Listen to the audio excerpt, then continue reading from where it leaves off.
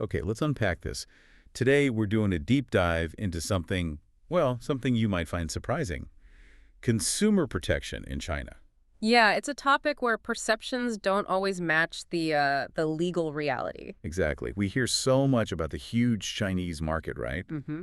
But maybe less about the actual rules protecting the consumers buying all that stuff. That's right. And based on the sources we've looked at, the legal framework itself is, well, it's surprisingly strict. You could even argue stricter in some ways than places we're more familiar with. Hmm. One source even compares it directly to Japan, which is interesting. It is, but, as the sources also highlight, having strict laws written down, Yeah. that's one thing. And actually getting them enforced consistently across such a vast country, that's another beast entirely, I imagine. Precisely.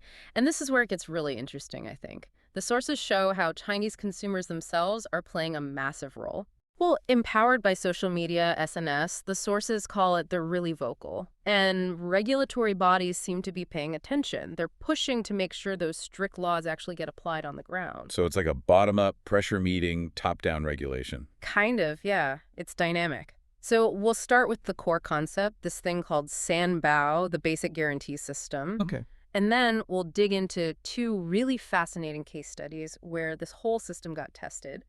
One involves Apple's iPhone warranty back in 2013, Oh, I think I remember something about that. and the other is much more recent, from 2021, involving Tesla and a pretty controversial accident claim. All right, sounds like a plan.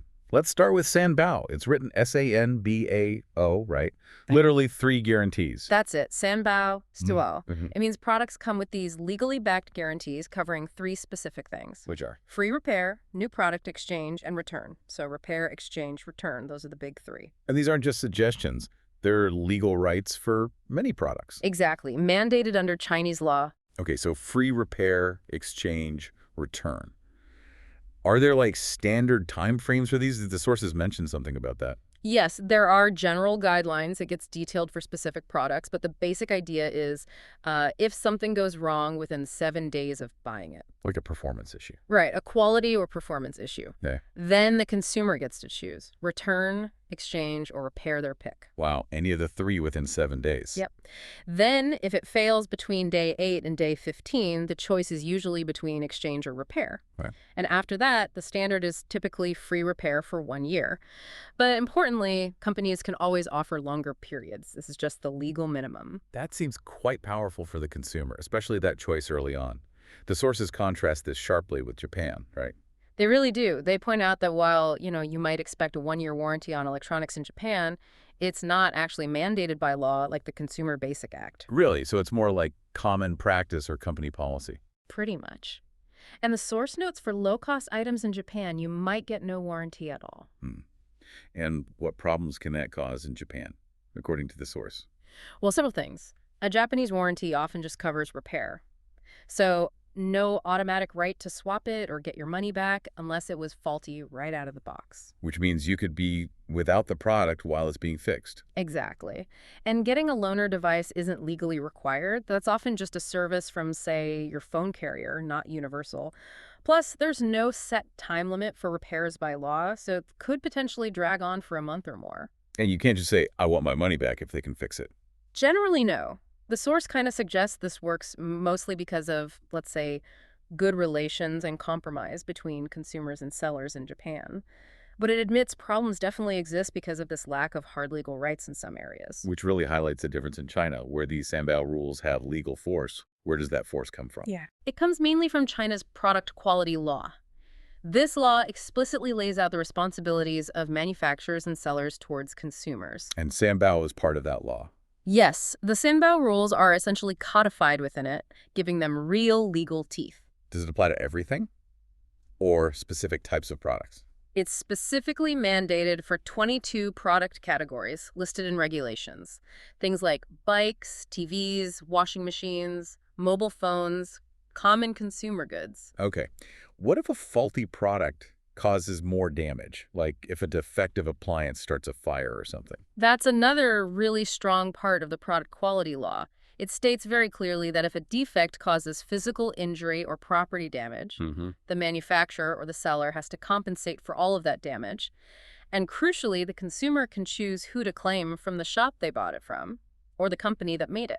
So the consumer doesn't get caught in the middle if the retailer blames the manufacturer. Exactly. They can go after either one.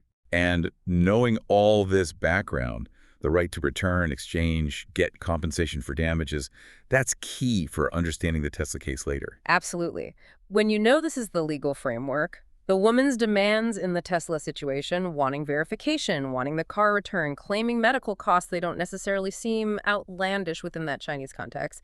It explains why she felt entitled to those things and why it blew up the way it did. Right. So we have these strict laws. But you mentioned earlier, enforcement can be patchy. How does that gap get bridged in practice? This is where the consumer voice, amplified by social media, really comes into play. Platforms like Weibo. Yeah. The sources emphasize that Chinese consumers often don't just, grumble quietly. If they feel wronged, they take to SNS and are very public and critical about the companies involved. And does that actually achieve anything?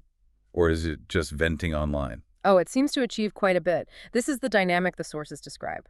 That SNS criticism builds up, it gets visibility. And then the supervising authorities, the regulators, often take notice.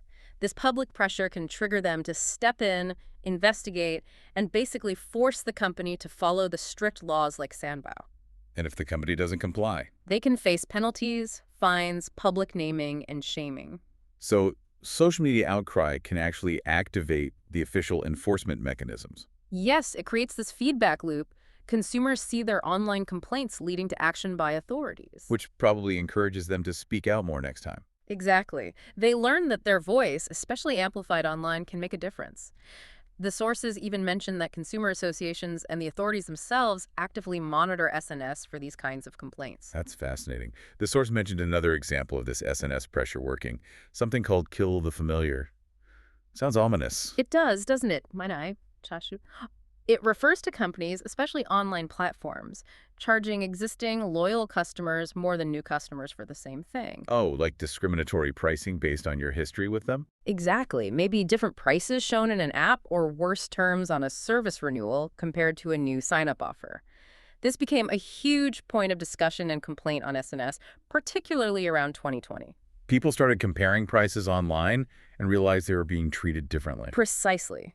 And the collective outcry got loud enough that the State Administration for Market Regulation, the big market watchdog, actually called in major tech firms in April 2021. And told them to stop it. They stated clearly that this kill the familiar practice violates consumer protection laws and told the companies to investigate themselves and fix it.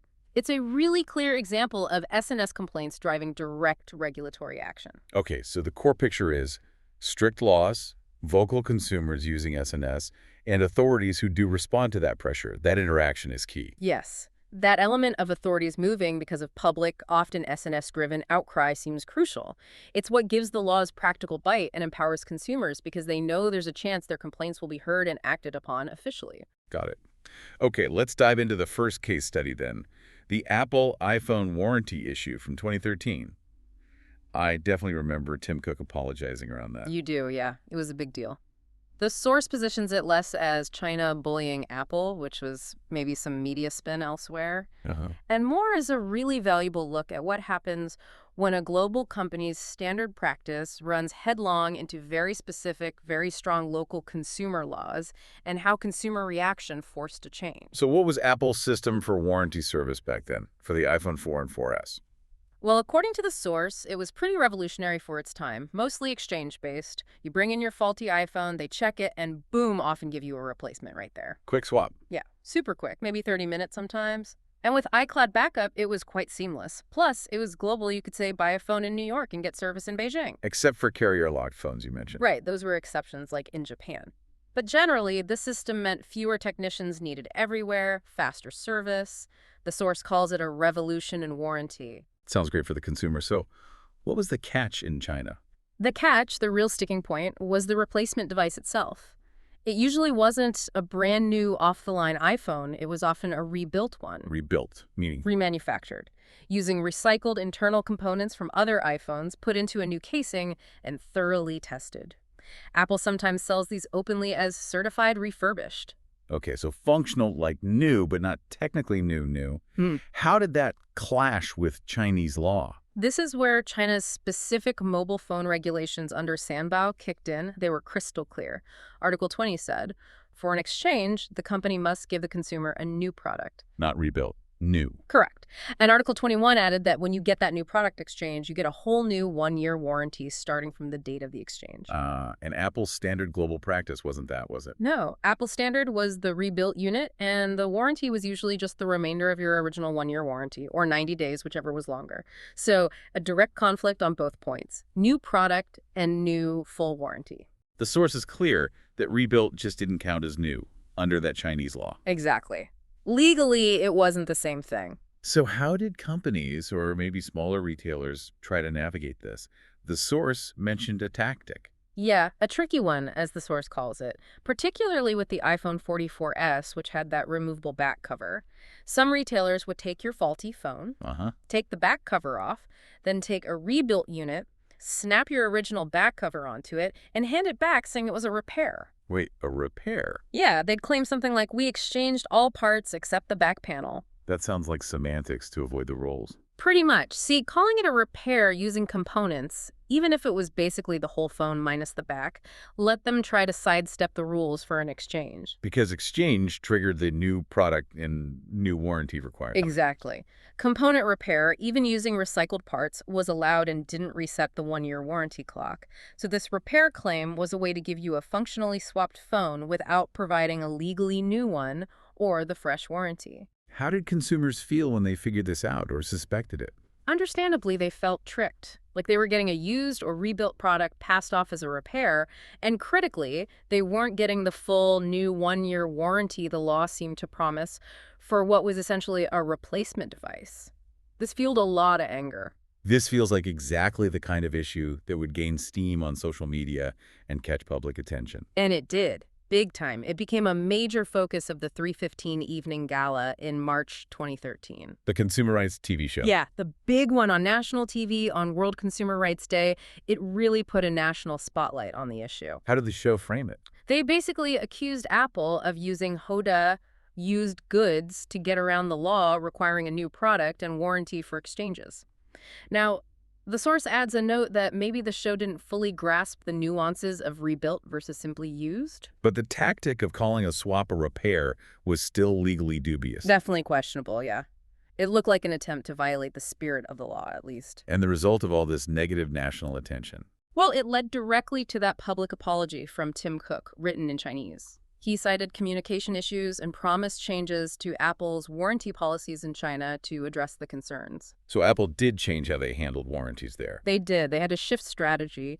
The source says they moved more towards doing actual component-level repairs whenever possible, instead of the quick swap with a rebuilt unit. And the source called this change very regrettable. Why? Repair sounds reasonable. Regrettable from the consumer convenience angle. That quick 30-minute swap was gone. Component repair takes time diagnosis, getting parts, doing the work. It could mean hours or even days without your phone. Ah, I see. So complying with the letter of the law regarding new exchanges meant losing the speed and efficiency of their previous system. Exactly. It became legally compliant, but arguably a worse customer experience in terms of time and hassle. It really shows the trade-offs when global systems meet specific national rules, fueled by that consumer pushback. Wow. Okay, a really clear example of that dynamic. Let's move to the second case then. Tesla in 2021. This also involved a very public protest, right? The woman on the car roof at the Shanghai Motor Show. Yes, that image went viral globally. April 19th, 2021. She climbed onto a Tesla display car shouting, "Tesla brakes don't work." And got arrested for it. She did. Dragged away by security, arrested, and got 5 days of administrative detention for disturbing public order. But this wasn't just out of the blue. It stemmed from an actual accident she'd been in. Correct. Back on February 21st, 2021, in Henan province, her father was driving their Model 3. They had an accident, and she claimed it was because the brakes failed. Okay, so after the accident, what did she want from Tesla? Thinking back to the strong consumer rights we discussed. Her demands were basically threefold. One, she wanted a third-party investigation to figure out why the accident happened, specifically looking at the brakes. Two, she wanted to return the car, which fits under Sanbao if there's a major defect. And three, she claimed compensation for medical costs, which again aligns with the product quality law if a defect caused harm. And the source suggests these demands weren't inherently unreasonable in China, but the issue was Tesla's response. That's the angle the source takes, that the demands themselves fit the legal context, but the situation spiraled due to clear problems with Tesla's response. So what were the conflicting stories about the accident itself? Okay, her version. Father driving about 60 kilometers, lifts off accelerator, tries to brake maybe 200 meters from a light, but nothing happens. Pedal feels stuck, hard. They hit other cars at around 50 kilometers, then hit the median barrier. And the official traffic report. The local Anyang Traffic Management Bureau investigated and said the cause was simply the driver not keeping a safe distance from the car in front. No mention of brake failure in their report. So the dispute really heated up after that initial report, focusing on data and who should investigate. It did. The woman specifically asked Tesla to cooperate with a public third-party investigation, an impartial one. And Tesla's reaction. Tesla came back presenting vehicle data. They claimed the data showed the car was doing 118.5 kilometers just before the crash, calling it extraordinary speeding, and essentially blaming the driver entirely. 118.5 kilometers, that's fast. Very. And Tesla offered her free repairs and some preferential insurance treatment. According to the source, she found this response, especially the speed claim and the offer, shocking. It completely destroyed her trust in them. Did the source find issues with the data Tesla presented? You mentioned inconsistencies earlier. Yes, the source highlights several points that raised red flags for the woman and others looking closely. For instance, the data showed the speed only dropped very slightly from 118.5 down to 109.5 after more than a second of supposed braking. That doesn't sound like slamming on the brakes. No, the source says it looks more like just coasting. Also, the anti-lock braking system, the ABS, apparently engaged quite late, 2.7 seconds after braking started, which is odd if you're braking hard from high speed and only slowing down that little. The source suggests it might only make sense if maybe you were braking lightly on an oil slick or something strange, it says. And wasn't there an issue with timestamps, too? Yes, a big one. A timestamp near the end of the data log Tesla provided was out of order chronologically. That really fueled suspicion. Did the woman challenge the speed claim based on the location? She did. She argued 118.5 kilometers was just unrealistic on that particular road, especially during evening rush hour and near an uphill section. Other drivers reportedly did test runs later, mentioned in the source, and found the max speed they could reasonably hit there was more like 80 kilometers. And the timing of the accident itself was disputed, too. Massively. Tesla's data log indicated the critical moments were around 6.14 p.m. But the woman insisted the accident happened closer to 6.17 p.m. How could she be so specific? She had her mobile phone call log. It showed a publicly verifiable call from Tesla staff to her phone at 6.18 p.m. In that call, the Tesla person apparently said they detected abnormal data from her car and asked if she'd been in an accident. So she argued the accident must have just happened right before that 6.18 p.m. call, around 6.17 p.m. Exactly. She used that call timestamp as evidence against Tesla's 6.14 p.m. data timeline. Tesla, however, maintained their data log time was correct. So putting all these pieces together, the weird braking data, the high-speed claim, the timestamp error, the timing dispute, what did people suspect Tesla might have done? Well, those sympathetic to the woman looking at all these anomalies suspected data manipulation. The theory was that maybe Tesla had tried to cover up a brake defect by stitching data together. Well, Perhaps taking a real high-speed data point from a few minutes before the accident, around 6.14 p.m., and inserting it into the data sequence for the actual crash, around 6.17 p.m., to make it look like speeding caused it. The source suggests the perceived sloppiness, like the timestamp error, made this theory seem more plausible to critics. so trust was completely gone. What about the investigation she wanted? This was another major point of contention. She kept demanding investigation by a public body, like one appointed by the market regulators or someone truly independent. And Tesla offered? Tesla offered verification, but by a private third-party company. Which she rejected. Yes, because she argued a private company hired and paid by Tesla might not be impartial. She also pointed out that public authorities could easily get traffic camera footage, which a private firm might dismiss as not necessary if it didn't support Tesla's case. But Tesla framed her rejection differently. Right. Tesla apparently portrayed her refusal of their chosen private investigator as her rejecting third-party verification entirely, making her seem unreasonable. So, feeling stonewalled, she decided to escalate things publicly. This leads back to the protests. Exactly. Before the big motor show incident, she'd already started protesting. She took the damaged car to a Tesla dealership, painted "Tesla brakes are rotten" on it, sat on the roof. And posted it online. Yes, crucially, she posted videos and photos on social media that went viral within China first. The Shanghai Motor Show protests later just took it to a whole new level of visibility, nationally and internationally. Did this intense focus on her case lead to scrutiny of other Tesla incidents in China? It seemed to. The media started reporting on other Tesla crashes, which created a sort of narrative cloud around the brand. Though the source does caution that when you look closely, many of those other incidents seem more likely due to driver error. Like getting used to the car's features. Possibly, yeah. Things like one-pedal driving, or maybe accidentally changing drive modes on the touchscreen. But because Tesla was under such a microscope after the protest, every incident got magnified. The source also mentioned another unrelated Tesla issue around that time in Nanchang. Ah, yes, the battery failure. January 2021. A customer's brand new Model 3, only 6 days old, had a major battery failure while charging. And Tesla's initial reaction. They apparently blamed the power grid, the state grid, saying an overcurrent surge damaged the battery and initially refused a free warranty repair. How did the state grid respond? The local state grid Nanchang branch publicly pushed back. They issued an official statement denying any power grid abnormalities or overcurrents at that time and basically told Tesla to investigate its own car properly. A state-owned utility calling out Tesla publicly. Yes, and after that public rebuttal, Tesla quickly changed tune, apologized to the customer, and agreed to reinvestigate the car. The source uses this, alongside the brake case, to suggest a pattern of perhaps a somewhat dismissive initial attitude from a Tesla China towards consumer complaints. Okay, so multiple incidents, lots of negative press, SNS buzzing. Yeah. But the source mentioned a surprising twist regarding Tesla's sales. It's quite the paradox. Despite all this negative publicity swirling from February 2021 onwards, Tesla's sales and market share in China actually went up. Really? Increase. Yeah, the source shows a chart with sales hitting a record high of 34,000 units in March 2021, right in the middle of this. Right. How does the source explain that? It speculates that maybe, just maybe, all the noise and publicity, even though negative, ended up being a net positive for brand awareness in such a huge competitive market. Just being talked about constantly might have outweighed the negativity for sales, bizarrely. Wow. And where does the original brake dispute stand now, the protesting woman's case? It's moved to the courts. She filed a civil lawsuit against Tesla Shanghai, Tesla Beijing, and also the VP, Tao Lin, claiming defamation because of comments made to the media during the controversy. What's she seeking? A written apology and a 50,000 yuan, which is roughly 7,000 US dollars, in compensation. The trial might end up delving into the actual cause of the accident, too. For now, both sides have reportedly stopped talking to the media, so the public drama has paused, but the legal battle continues. Okay, so let's pull this all together.